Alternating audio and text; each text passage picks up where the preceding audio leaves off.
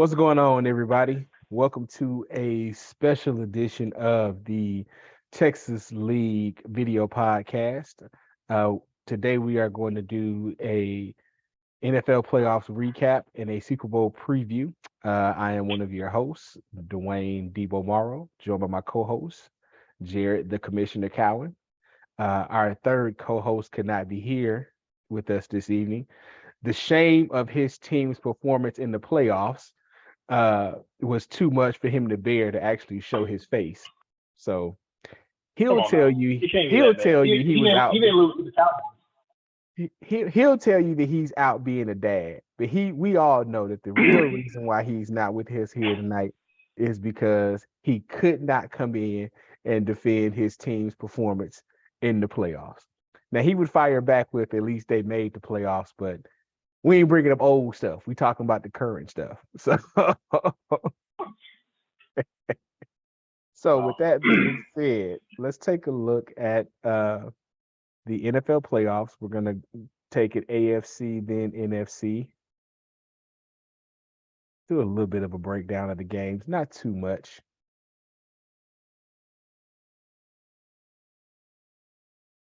All right. So since he's not here, and I'm obviously biased, I am not going to do the analysis for the Chargers Jacksonville game.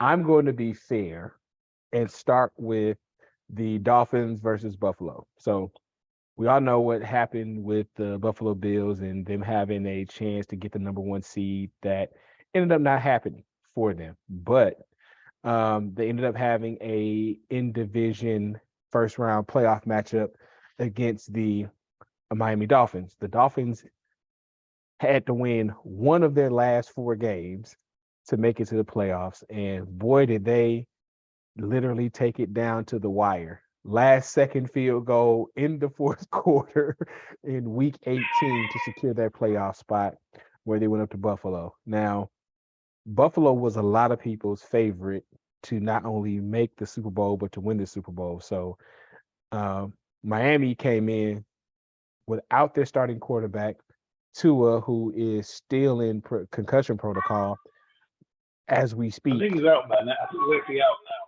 You now. I think think he he's finally actually cleared it the other day.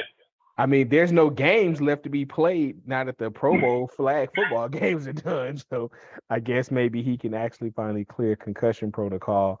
But ended up with a very good first round matchup between those two teams, where Buffalo was able to sneak away with a win.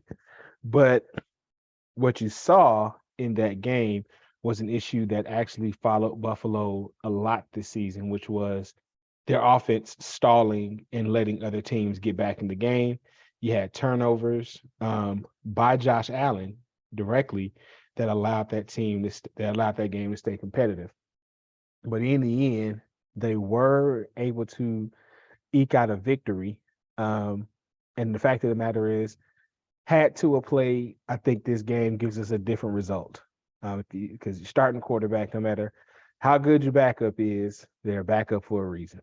So Let's be real. That's the third string quarterback. this is thank you. that was So that's Skylar Thompson, the the third string quarterback out of K State, who I saw play a lot.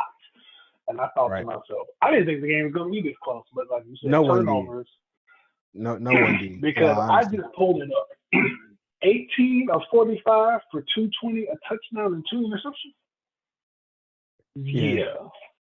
Come on, man. that Bills defense, which again, decent defense, have been good enough to keep them in games all season, but not the kind of defense that you think, oh, they're going to go out and shut anybody down. And with the offensive weapons that the Dolphins had, you figured they would put up some points, but again, only a 3-point win by the Bills against a team that barely snuck into the playoffs. Not a very good look for them. So that takes us to the Chargers versus Jacksonville. Jared, take it away. Um, what is there really to say? It's a tale of two halves, basically. The first half, the Chargers came out. shockingly good, pun intended. The second half, they were shockingly bad. Oh, actually, I take that back. They weren't shockingly bad. I recall, this was the Saturday night game. I turned the game off, went and got my wife some gas, and then came back and started playing Grand Theft Auto on the. Let's be clear. He means fuel for her vehicle, because gas definitely has a different term in certain circles, but we keep it nice and legal around it. So gas for her vehicle. Yes. We don't live in California where that would be legal, but anyway, or some other. So I went and got some gas for her vehicle. I came back, started playing Grand Theft Auto online. I get an alert that the game was close. I'm like, what? And I watched the rest of this.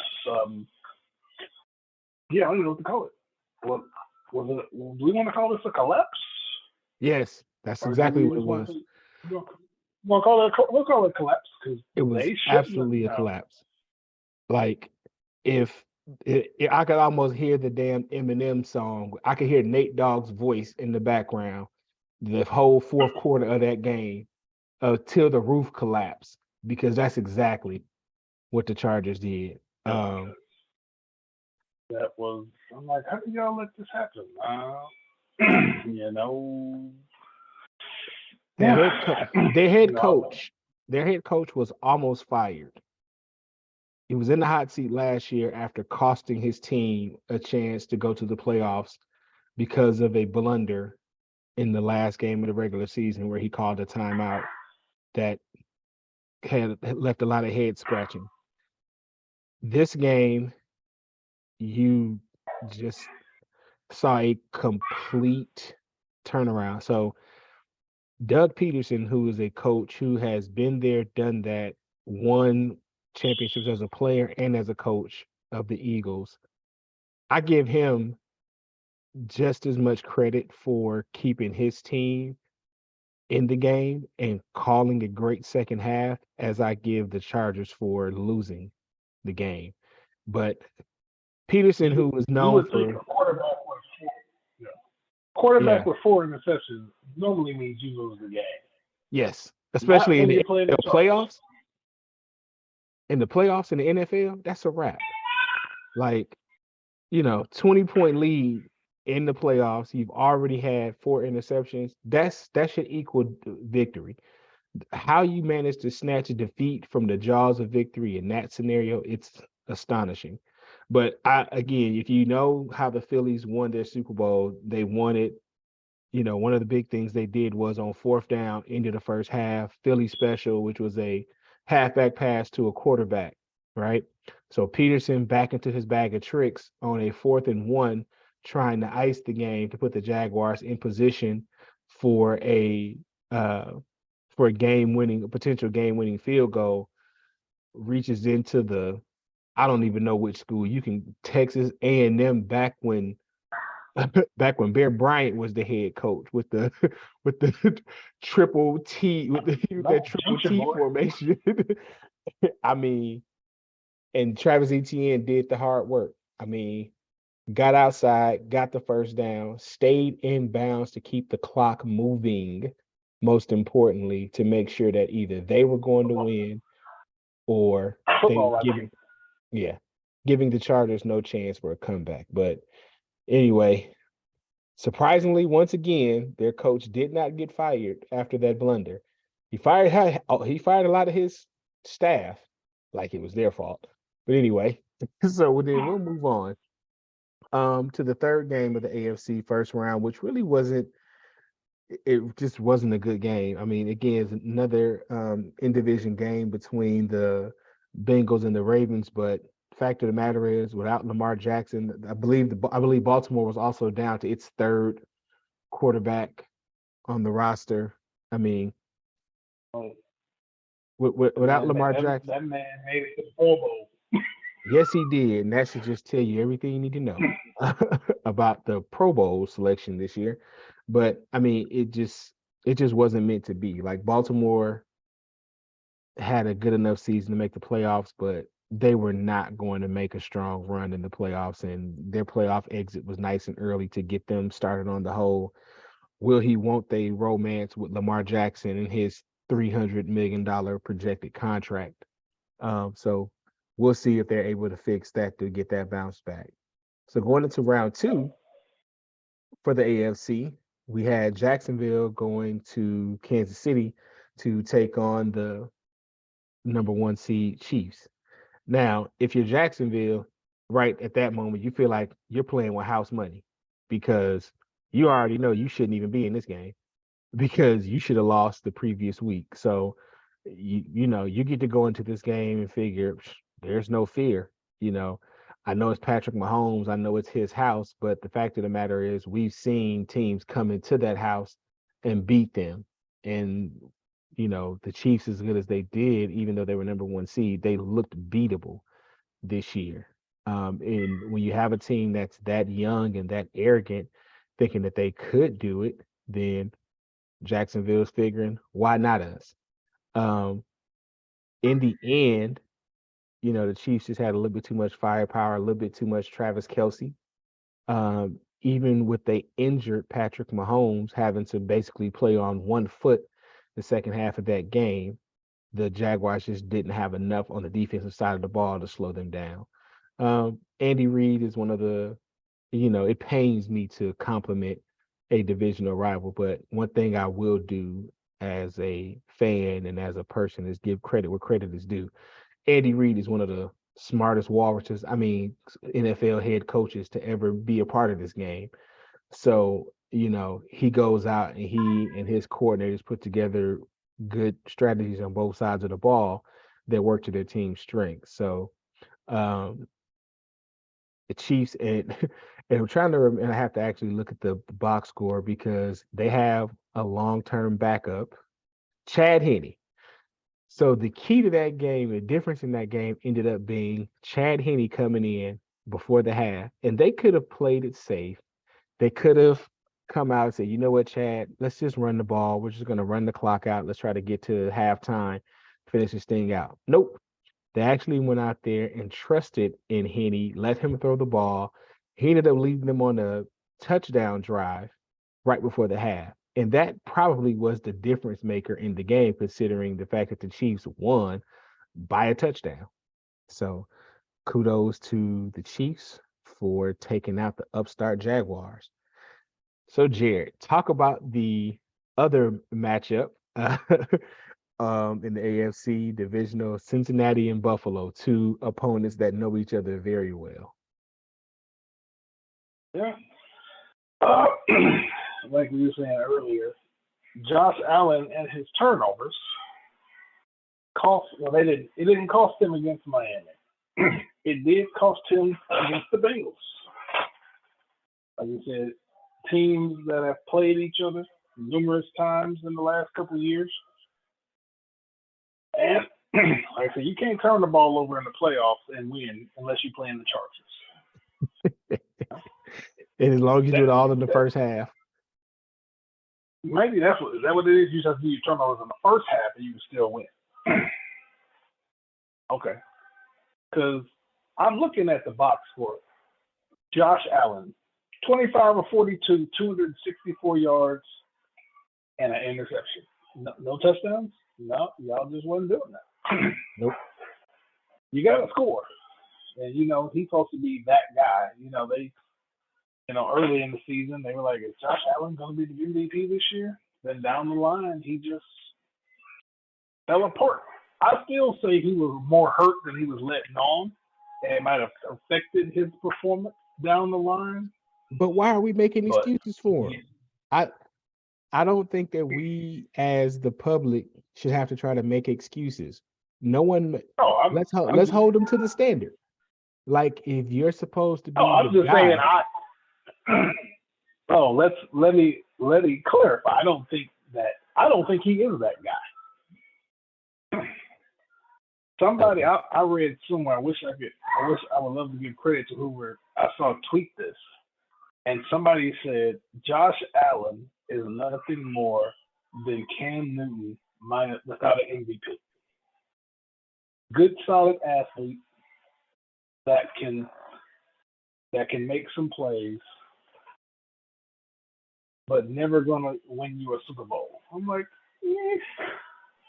So I I'm I like, you might have agree with you with that. So I kind of got into a side discussion with a good friend of mine about the quarterbacks going into this. This was AFC Championship week, and the person was picking against Jalen. And not my friend, but he was talking about the pundits picking against Jalen Hurts and saying that, you know,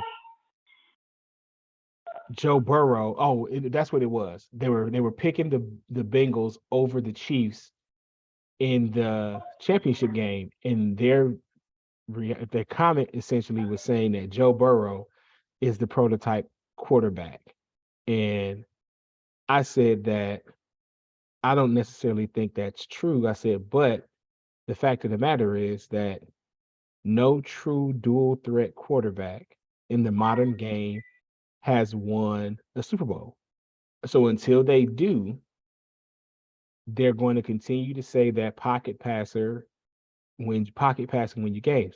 Now they shot back with Elway, Steve Young, and who else did they bring up? Did they try to bring up?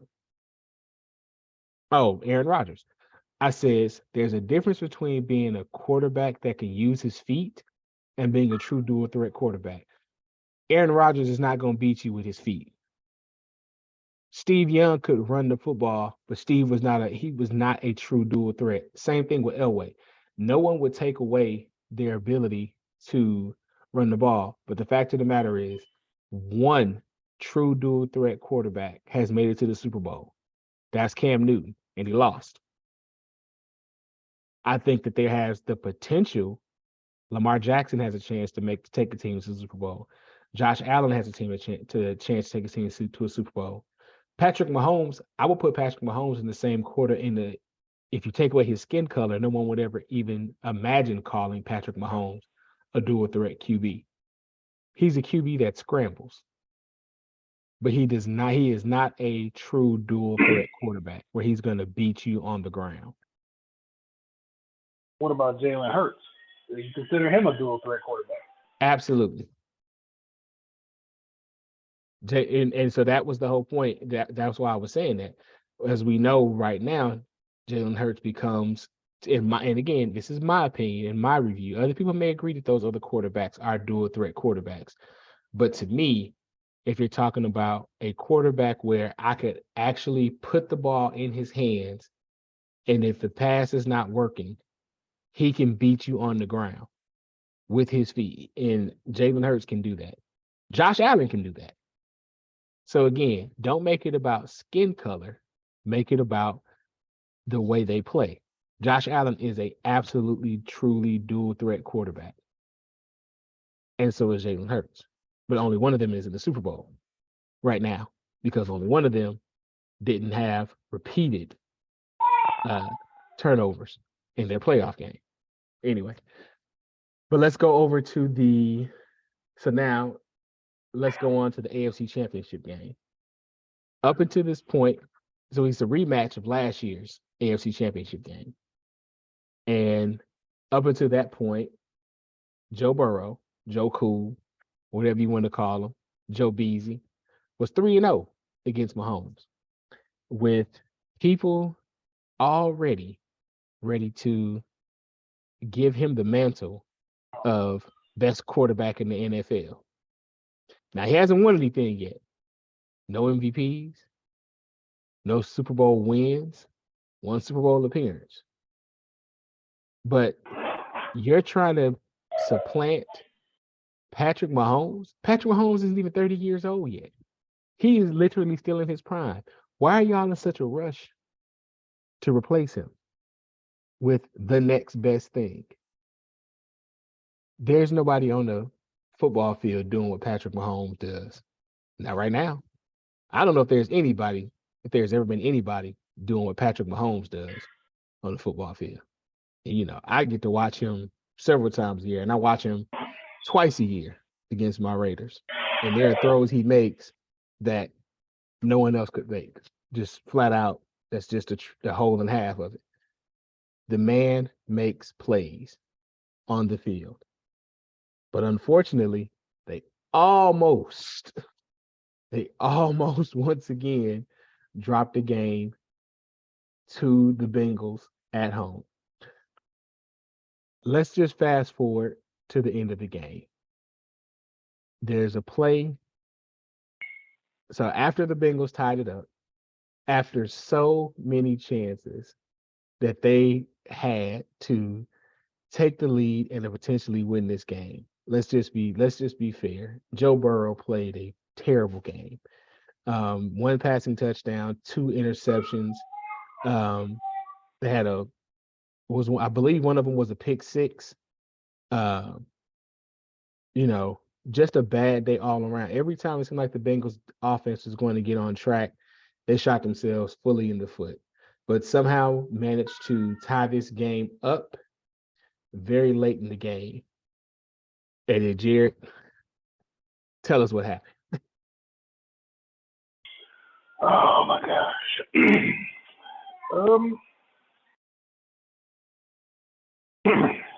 Oh man, all I can say is Mahomes on his one good leg rolls out of the pocket to keep the drive alive. He is, because like I said, on one good leg, he's getting out of bounds. He don't want to take any extra hits. And he is hit out of bounds. Anybody that's played defense has been there. You're running full speed. You see the person going out of bounds. You want to touch them to make sure. Because I have seen people stop and cut back. But I don't think that Patrick Mahomes is going to stop on the dime and cut back into the field to play to get extra yards. Not when he's 3 steps out of bounds. Yeah. Let's not mention that he was clearly already out of bounds. Now, this guy had been playing. Like, I went back and watched highlights. That guy had played a good game, but that was a bonehead play on his behalf. They gave them an additional 15 yards. They made it, because if he doesn't get that penalty, the Chiefs are not in field goal range. But penalty puts them in field goal range. They kick the field goal, win the game. Now, let's be real. That play didn't lose them the game. The game at that time, the score was 20-20. Right. Because, that play alone did not lose them the game. Now, did it make it easier for Kansas City to kick that field goal? Yes. But, I mean, no, he didn't lose them. I don't feel he lost in that game. That was a stupid play. Let's just, Right. But he didn't lose them there. I'm looking at this. I'm just looking at the fourth quarter possessions.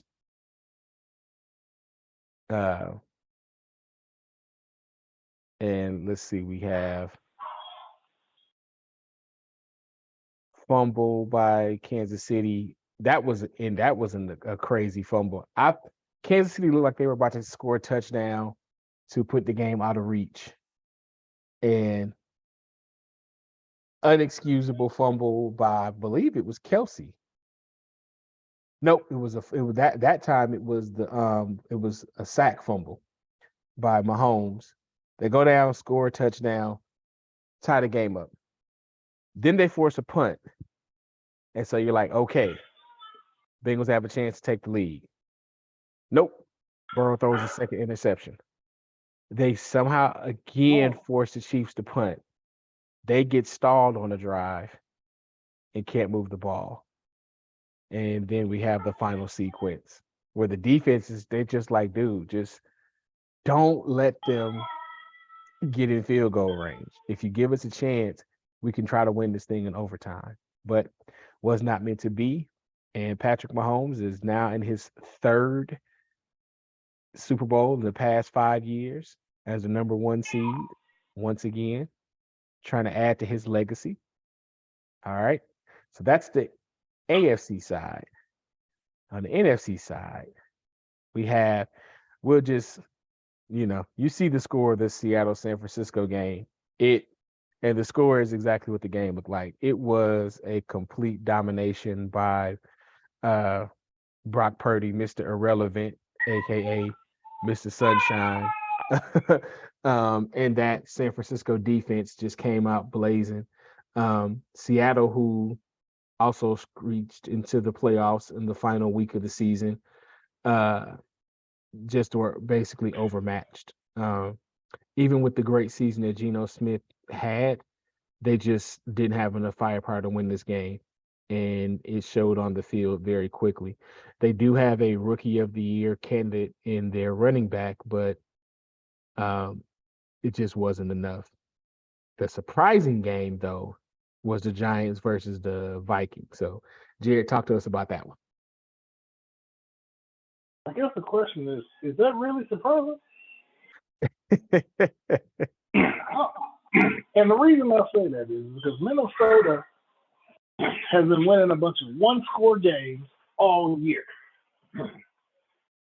And again, another one-score game. They just didn't come out on top of this one. But as I say, really, the Vikings have been that team that, they get down in the first half, come back in the second half.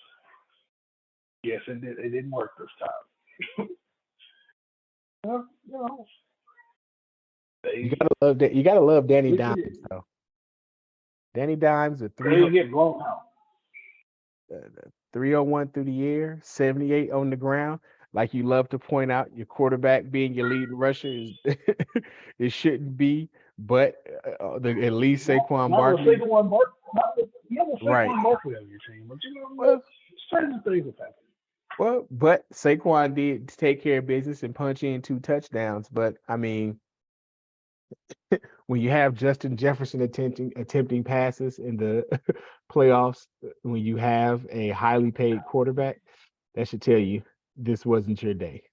So, yeah, the game definitely was not as close as the score makes it look because the Vikings played from behind the entire game. So, yeah, don't be fooled by the score. It was the Giants jumped out to a lead and just basically traded punches with them for the rest of the game in order for them to move on to the next round. So this brings us to the first ever Monday Night Football game in NFL playoff history, which were the Cowboys traveling to Tampa Bay to take on the Bucks. So, Mr. Cowan, they're your guys. Tell us about that Monday Night Football game. Well, to make a very long story short, it hurts me to say this. Dallas was a better team that night.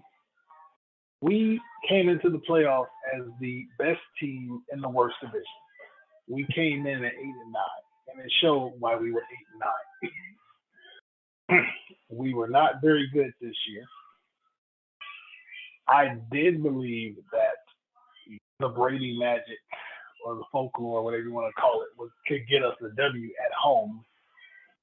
But as the games, because the defense came out good, like they had some 3 and outs, I'm like, okay, we might be able to stick around. And it was short-lived.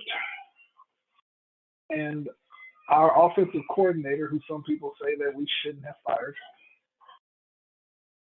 didn't make any changes. Well, he didn't make any changes all year. But the thing I told people was we have 2 touchdowns. Those touchdowns literally came with Tom Brady looking at a wristband and calling plays.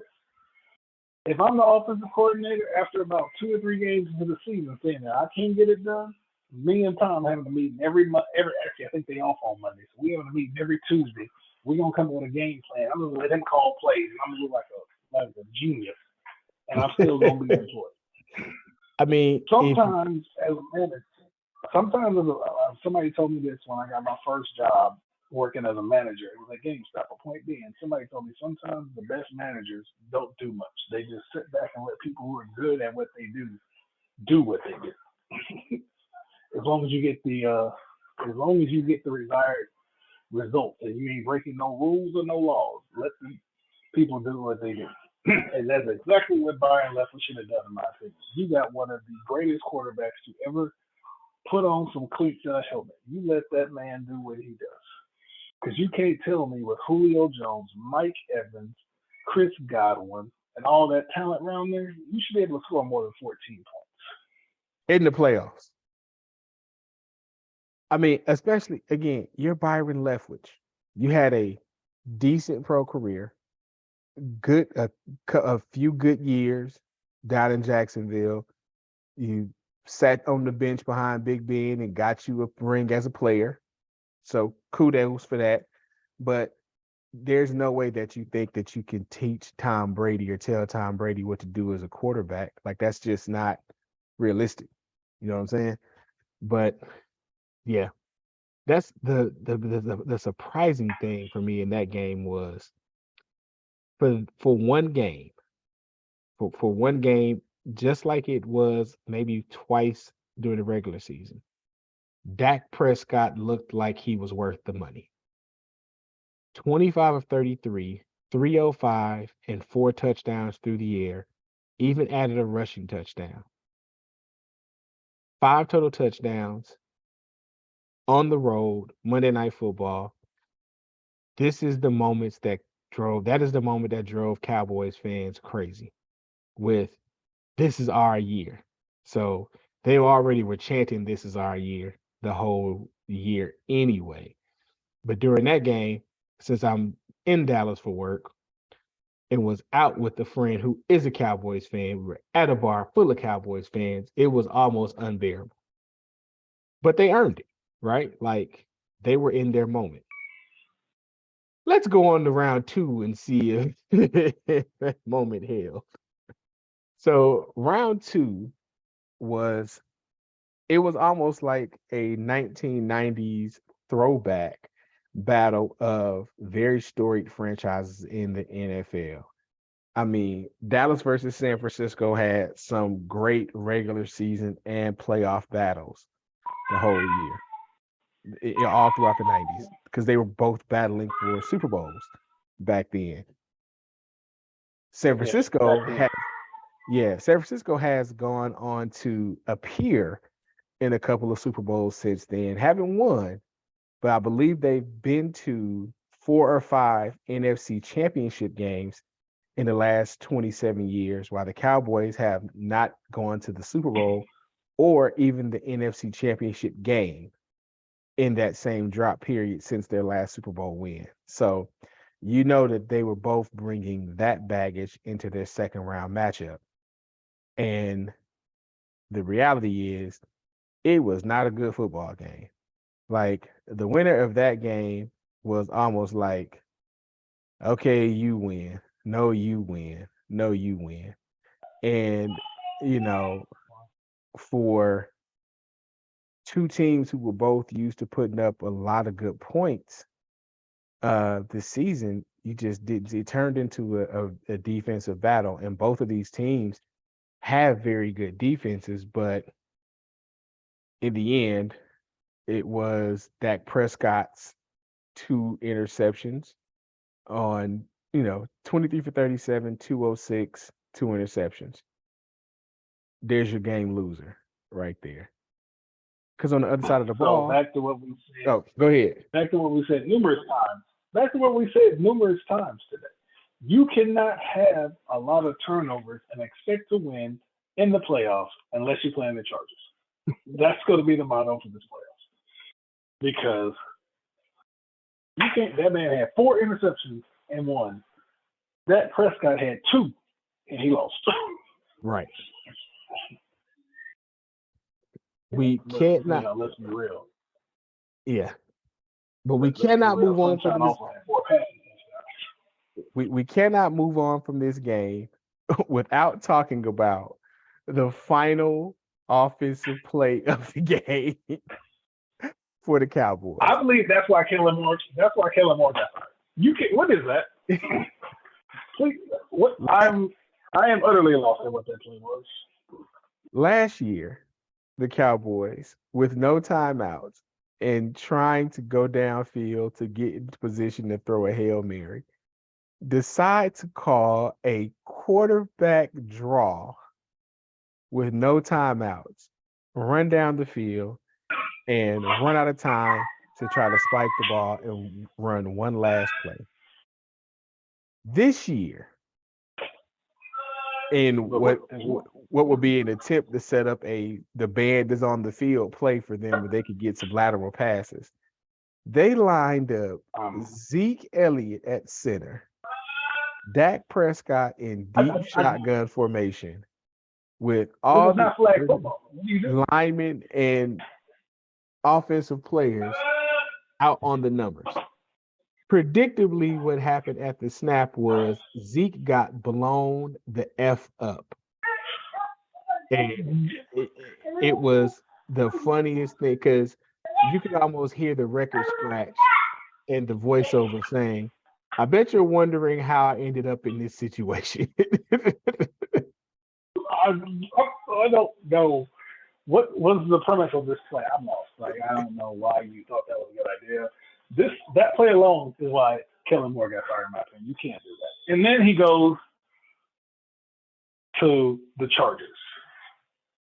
It writes itself. Yes, a team with its own end of game woes. But anyway, so San Francisco and their rookie quarterback Brock Purdy, who at this point has still not lost a start.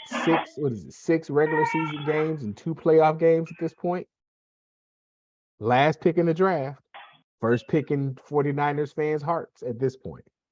And then we go over to a divisional between in-division rivals with the Eagles hosting the Giants at home. Yeah.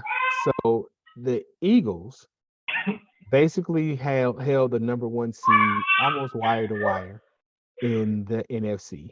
Jalen Hurts was out a couple of games and allowed the Vikings and the Cowboys to potentially be in position to challenge for that number 1 spot, where they ended up having to win in week 18.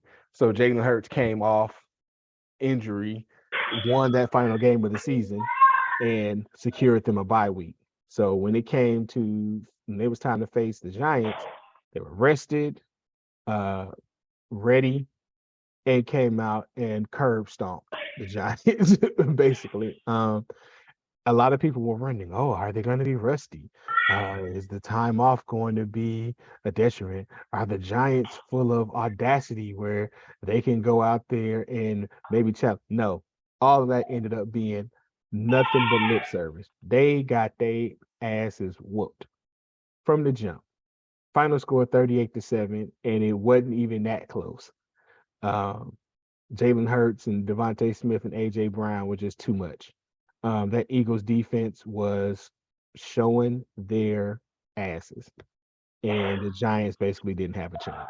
So we move on to the NFC Championship between the number 1 and number 2 overall seeds in the NFC, the Eagles and San Francisco.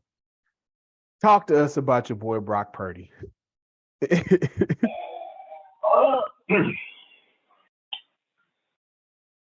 I try not to be the guy, the woulda, coulda, shoulda guy, but I would have liked to see in this game with Brock Purdy not getting hurt. But he got hurt. They got stomped. That's about it in a nutshell. Yeah. Because they've already lost 2 quarterbacks this year to injury. Brock Purdy came in undefeated, but he has a torn UCL, which just sounds painful as hell. Any torn ligament sounds painful as hell. But then Josh Johnson comes in and he gets concussed, and it's just all downhill for the 49ers from there. And it's just, you can't. I feel so they should have put McCaffrey in quarterback and just ran a wildcat and let him throw a couple passes. Couldn't have been no worse. I mean, he was 0 for 1. Right, he was 0 for 1, but hey, at least he had full use of both arms. I mean, Purdy is basically out there on the fried chicken wing trying to throw passes, and it just wasn't meant to be. The game was not going to go well probably wasn't going to go well for the 49ers anyway, considering that Eagles defense against a rookie, but without a seasoned person who's actually been running the offense for them, they didn't have a chance. So we have our two number one seeds facing off in the Super Bowl. Kansas City Chiefs representing the AFC, Philadelphia Eagles representing the NFC. First time two number one seeds have faced off since 2017. Can't let this moment go by without remembering that the last time two number one seeds faced each other was the Patriots versus the Atlanta Falcons for the infamous 28-3 collapse variety. So that being said, Jared, who do you like in this Super Bowl and why? Uh, I like the Eagles because I think they have the better defense of the two teams. Patrick Mahomes is not 100%. And I just have a feeling that Dominican Sue is ready to get, mind you, Dominican Sue got his first ring against the Kansas City Chiefs with the Bucs a couple years ago. So I have a feeling he about to sit up here and start talking to the D coordinator. They gonna start drawing up plays, trying to get Mahomes off his spot. And when you can't move like you normally can, it's gonna cause some problems. You don't have to worry about Tyreek Hill blowing the top off of defense. Oh yeah, he don't play that no more. All you gotta do is bracket cover Kelsey and force Mahomes to find the open man. Put somebody on covering Kelsey from the moment he steps off the plane. Assign a rookie safety to shadow Kelsey from the moment he steps off the plane. I'm talking about goes to the mall, goes to the shower, goes to get dinner. When he pulls up at McDonald's, you should be the person passing his food through the window. That's how tight a safety needs to be on Kelsey for the Eagles to win this game. Yeah, like I don't know who that person is.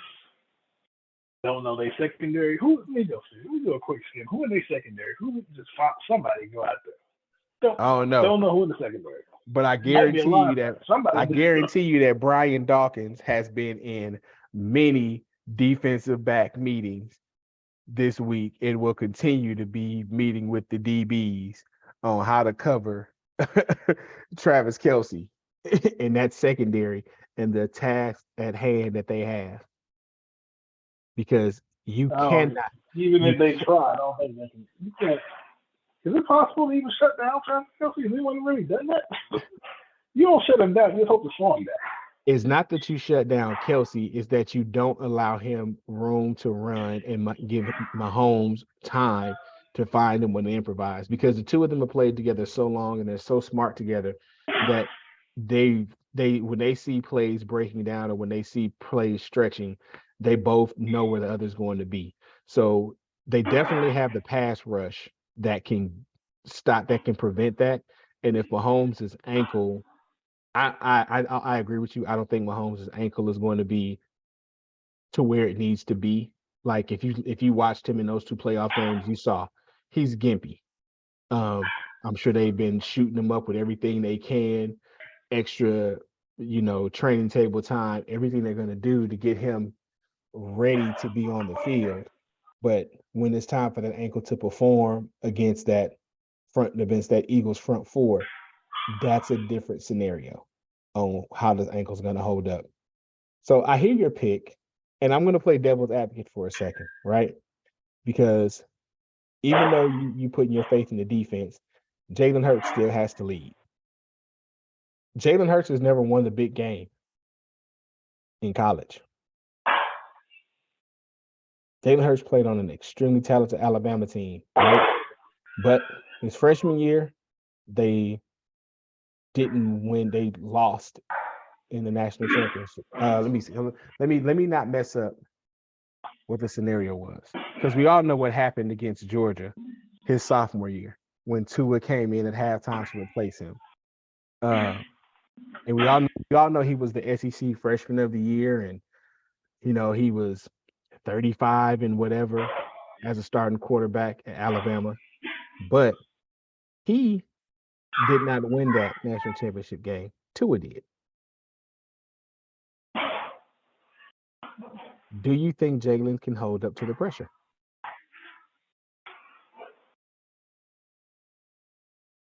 So just I think he can, because it's kind of like this. All you have to do is go out there and play your game.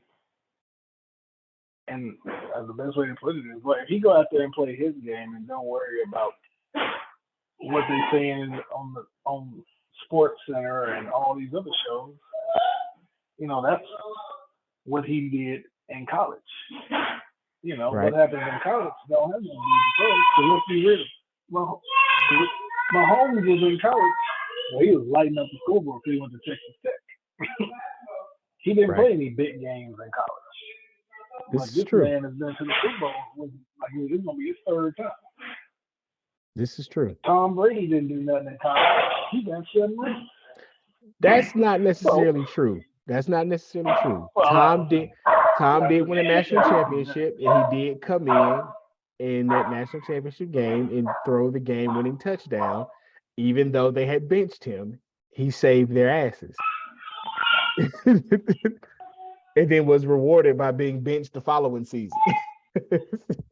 Yeah.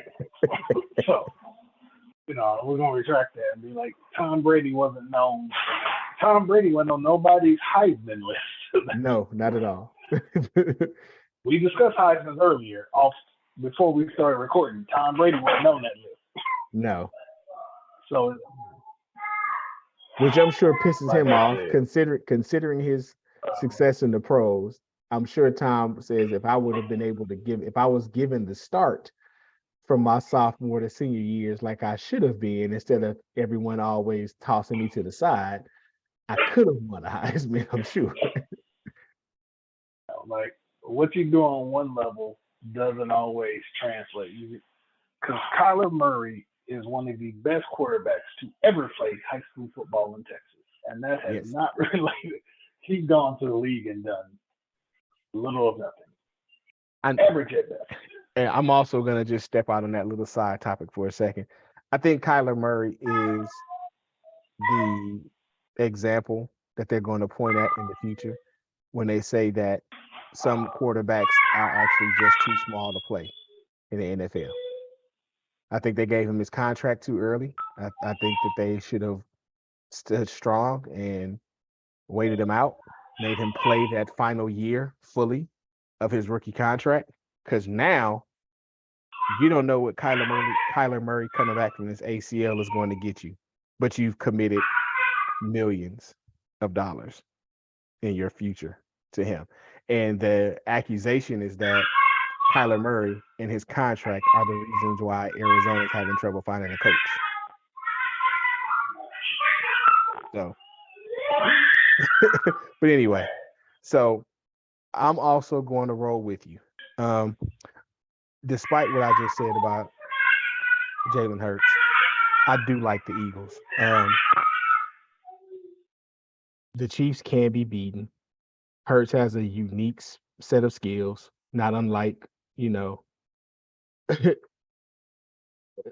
unlike Liam Neeson, that he can go out and use them against Kansas City.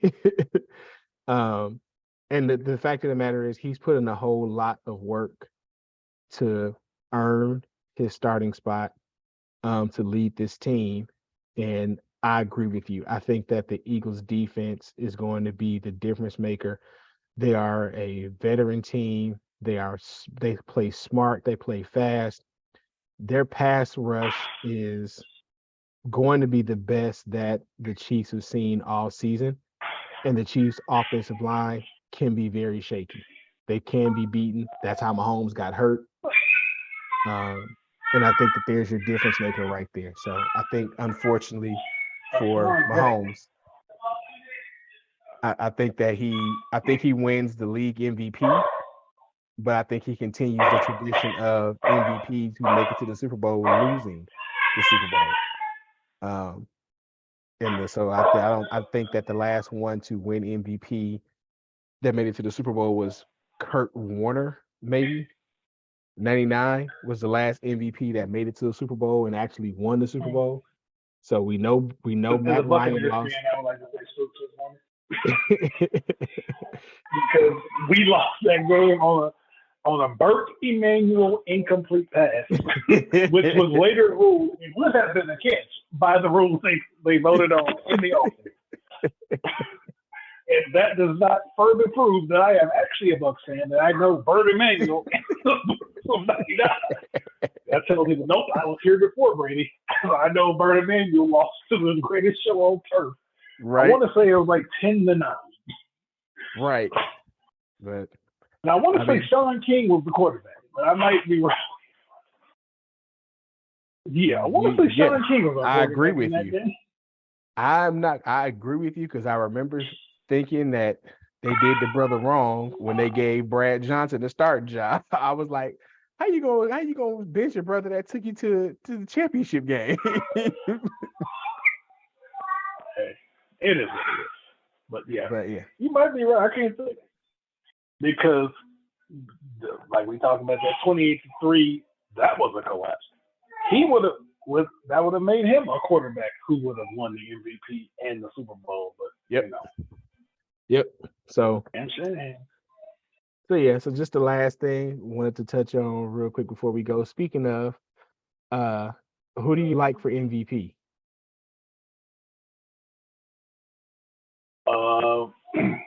Gotta give it to Mahomes because all the people out there said that he's only as good as Tyreek and Kelsey. Tyreek gone, and he's still putting up numbers. Right. All right. What about Offensive Player of the Year? I could see them giving that to Mahomes, but I think it should go to Justin Jefferson. Because anytime you play with Kirk Cousins, you should just be like, Kirk Cousins is not that guy. He's a serviceable quarterback, but he's not that guy. And that man was catching all these passes. He was putting up some numbers this year. I mean, he broke some ridiculous. He set a lot of records for the Vikings. I wish he was on my fantasy team, but that's all right. Right. I like him I definitely like Jefferson as Offensive Player of the Year as well. I'm going to throw a dark horse out there that's not going to win. I think Devontae Adams should get some consideration as Offensive Player of the Year. Everyone, since you're talking about everyone's expectations of new quarterback, new team, new system, Devontae's going to fall off. Is he going to put up the numbers he put up? So despite the turmoil of the Raiders season, Devontae set new franchise records in receiving yards, touchdowns, still first team all pro, still one of the best wide receivers in the game. So I just want to make sure I acknowledge that. All right. And what about Defensive Player of the Year? Might be biased. It might just be me. But I think Defensive Player of the Year, even though, like you're talking about dark horse, I don't think he wins it because of who he plays with. Hassan Reddick. Because most people have not really paid attention to what Hassan Reddick has done this year. Well, considering the fact that we already know, right? Even though we already know who the finalists were that were announced, so we know that our dark horses are not even possible as picks, since we know they're not finalists. But I do appreciate you bringing up Reddick and pointing out the season that he had. Yeah, that man. Yes, if I'm not mistaken, him and Myles Garrett are like the only people to have. I thought I read something somewhere. Him and Myles Garrett are the only people to have like double-digit sacks for the last 3 years or something crazy. I'm like, it was some stat. I'm gonna have to find it again, but he has been sneaky good. But he doesn't get the publicity that he should get. But it is what it is. I think it's going to go to Nick Bosa of the 49ers. That 49ers defense was stalwart all season. If you have a rookie quarterback that's not going to do anything, you really need your defense to step up, and he is the leader on that defensive unit. I guess the only question to me is, do you think that they'll put the swastika on the Defensive Player of the Year award for him, or will he have to get that put on aftermarket? So I guess we'll find out. I believe that has to be aftermarket. I don't think they can do that. I'm sure his buddy Kanye can get him a nice design or a custom stadium, a custom podium for him to put the award on. Anyway, though, so that brings us to the only thing we didn't take a prediction on was, what do you think the score of the Super Bowl is going to be? So we both think the Eagles are going to win. What do you think the score is going to be? Ooh.